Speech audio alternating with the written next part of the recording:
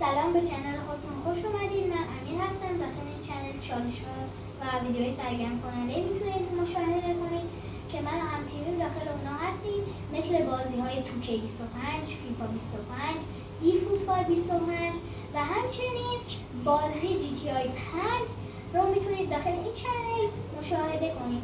دوستان شما میتونید داخل این چنل ویدیوها و پارت‌های طولانی از بازی اسپلیت فکشن 2 نفره رو مشاهده کنید. داخل این بازی 2 شخص با هم بازی میکنن و باید از چالش‌ها، موانع و اتفاقات زیادی بگذرن. شما بهترین ویدیوها رو سعی میکنید تولید کنید. امیدوارم که از ویدیوهای چنل ما خوشتون بیاد.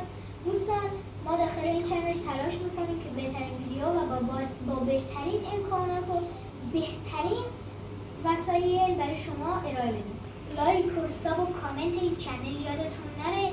ما داخل این چنل چالش‌هایی میذاریم که ممکنه جایی ندیده باشیم، ممکنه جایی هم دیده باشیم.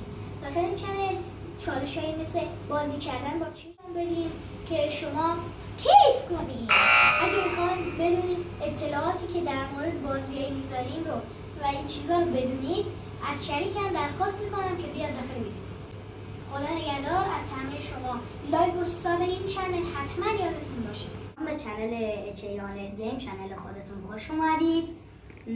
همونطور که شنیدید ما از بازی 2K25، FC25، فوتبال 25 و GTA 5 ویدیو میذاریم براتون. بهترین ویدیوهای ممکن رو هم میذاریم.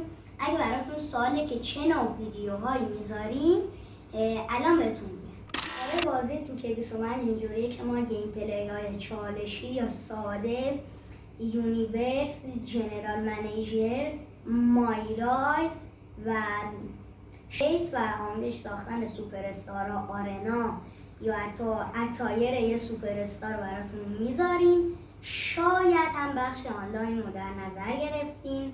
راجع به FC25 هم اینطوریه که مای کریر، مای منیجر رو براتون میذاریم. مای منیجر و مای کریر چالشی جدا و با مای کریر و مای منیجر سوپر استار و مربی‌ها رو هم براتون در نظر گرفتیم که همچین جور ویدیو رو هم بذاریم.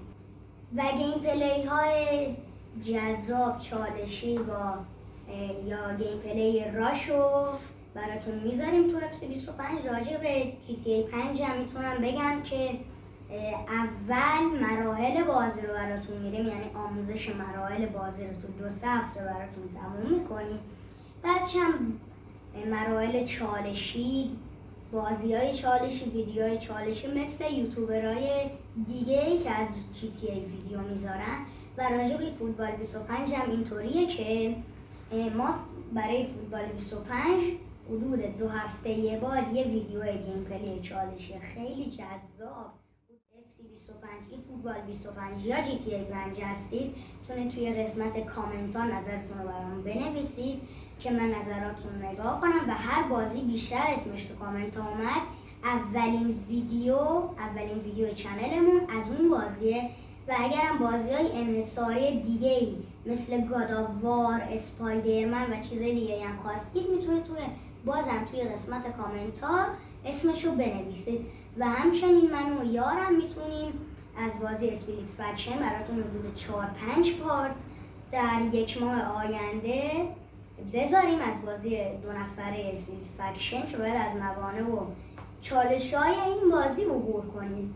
اگرم میخواین زودتر ویدیو رو کانال آپلود کنم، یعنی حدود فردا صبح، لایک های این ویدیو رو به 30 تا لایک برسونید که ویدیو بعدی رو خیلی زودتر براتون بذاریم. ممنون میشم که چنل رو سابسکرایب کنین و لایک کنین و نظرتون رو توی قسمت کامنت ها بنویسید و این ویدیو رو هم برای دوستانتون شیر کنید. فعلا تا ویدیوی بعدی، خدا نگهدار.